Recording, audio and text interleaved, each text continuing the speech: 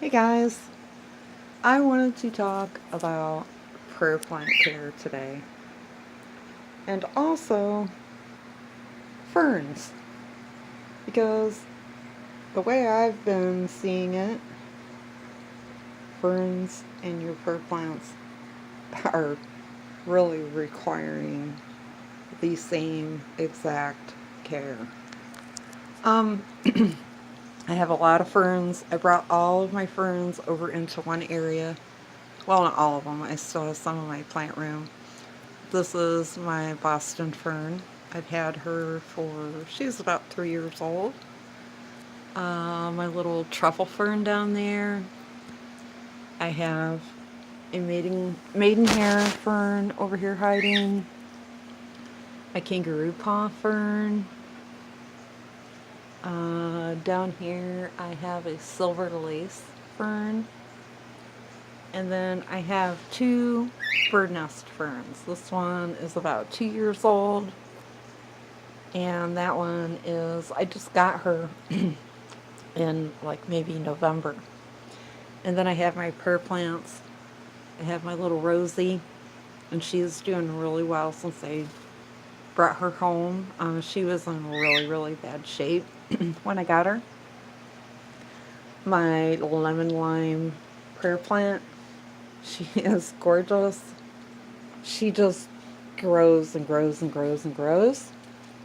She's always got new leaves coming out, unfurling constantly. I have my medallion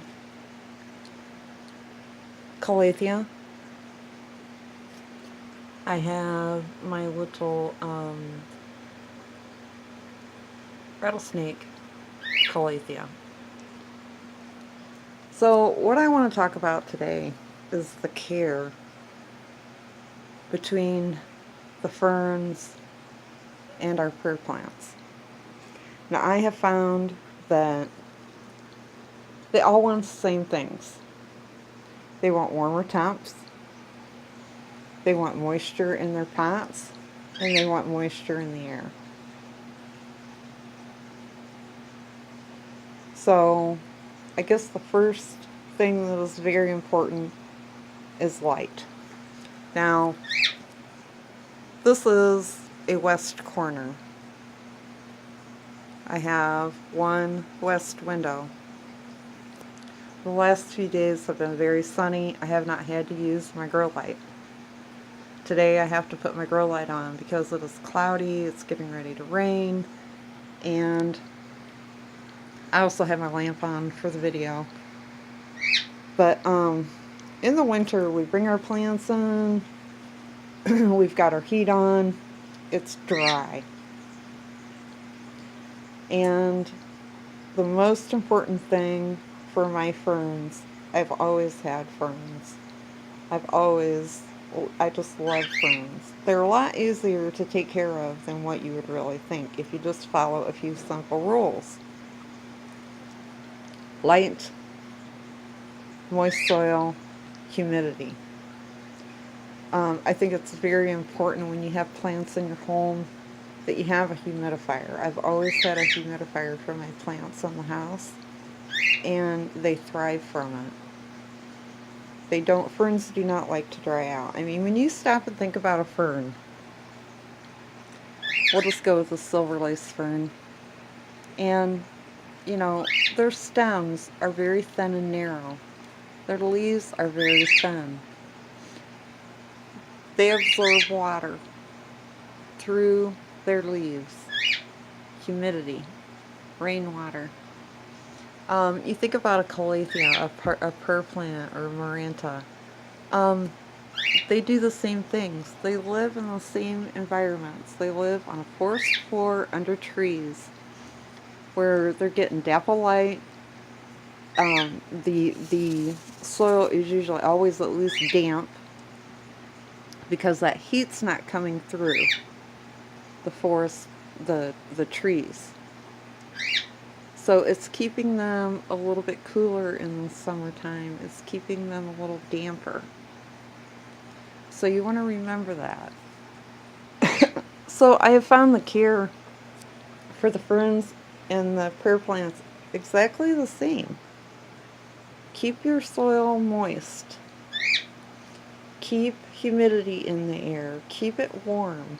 You should have, honestly, you should have a humidifier in every room of your house that you have plants, or any room of your house that you spend a lot of time in. Humidity is great for our plants. Humidity is great for us. It helps keep our skin and our hair in better condition during the winter in those dry houses that we live in the wintertime. Our plants are the same. Yeah, keeping them all grouped together is great. It provides some humidity.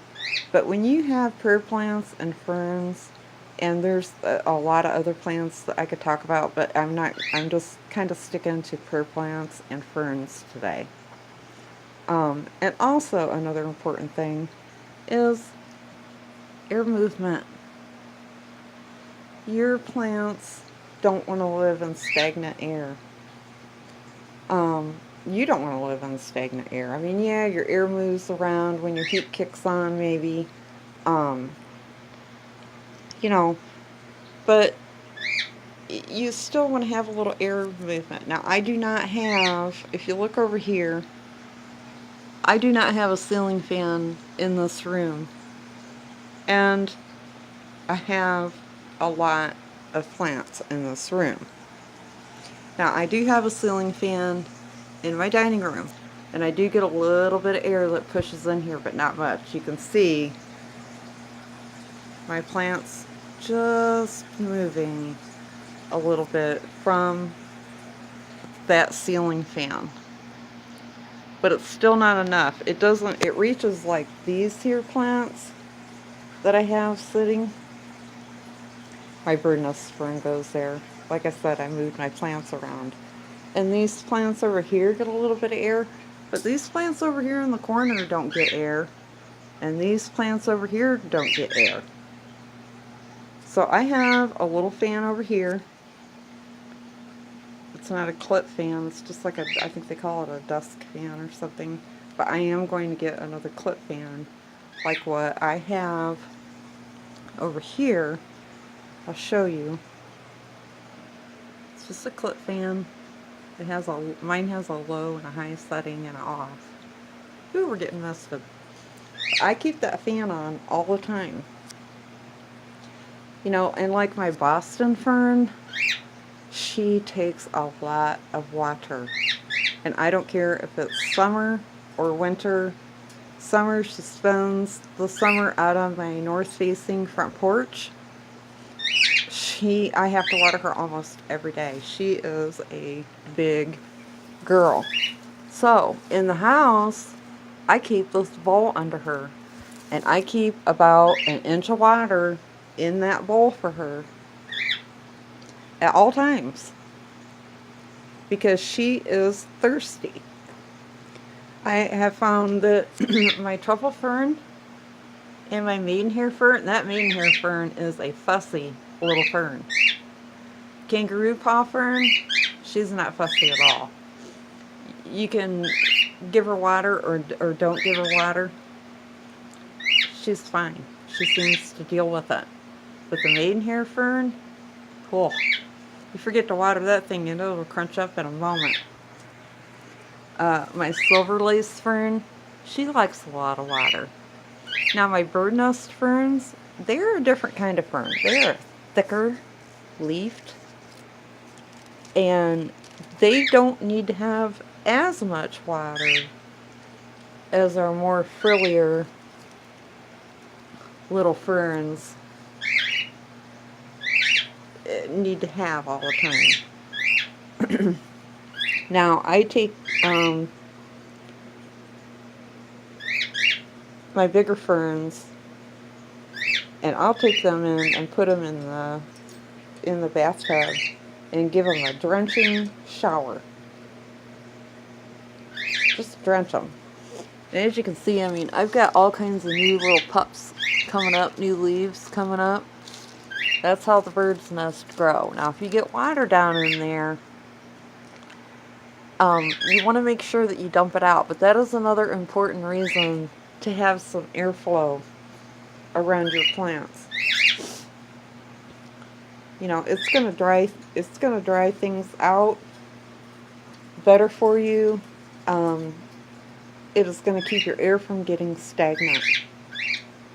Now I have a little mist bottle, and I just mist. I've heard a lot of people complaining. Well, that's not a fern, that's my blue.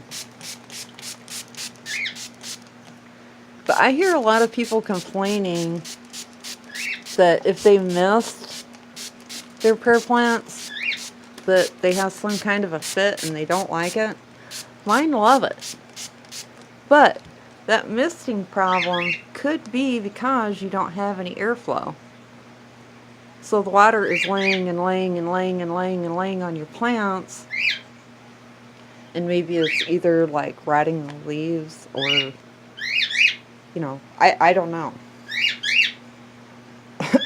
But just that little clip fan. Now if you have a ceiling fan in your room and you keep it going all the time, that'll be plenty. But I don't have a ceiling fan, so I had to compromise and get me a little clip fan, and it has worked great. I feel like the humidifier is your best friend when you have plants, for your plants and for you. I keep now with this humidifier, I got it on Amazon, and it's worked really great for me. I think I'm going into year 2 or 3 with this here humidifier. I keep it, like right now, it's almost out of water. I need to refill it again. But I keep it about on the half setting. And the reason I have this on here, it's just a solo cup that I put a hole in because the top that come with it, whoops, is this here top. And I have wood floors, and it was falling. See how it shoots out? It was falling down onto my floor and getting my floor wet. So I just re-rigged it, put this cup on here, so that way it's shooting up. Let me turn it up a little because it is about out of water. But it shoots up, and then my fan catches it and blows it around. So I'm getting humidity all throughout my room. I keep my humidifier, my temperature and humidity gauge right there, so that I know that humidity is getting all throughout this room. And it is with that fan. It's great. I do mist all of my plants. I don't do it every single day, but my ferns love it. And I have well water. So yeah, I get a little bit of, you know, a little bit of like deposits on my plant, but I also foliar feed. I like to use kelp or seaweed as the foliar feed for my houseplants. Now I don't do that every time I mist them. I do it with my orchids also. But I gotta turn this baby down. But if your plants are growing, I don't care if it's winter or not. I don't care if your plants are growing, you need to feed them. Like the Cebu Blue. She is growing like a little weed. I can't hardly keep up with her. But I feed her. I feed my ferns. I feed my calatheas. And I feed my marantas because they are growing. I mean, look at all this new growth. Yeah, it's winter, but they're growing. Look at the new leaves on my maranta. My medallion. She's got new leaves popping up. She was just tiny when I got her. Just a tiny little thing. My rattlesnake plant was just tiny. And she is just recently losing some of her old baby leaves, like when I got her. And I think that might be another thing that people are spotting. Let me bring her out. But these are all new leaves. I'm sorry. These are all new leaves in here.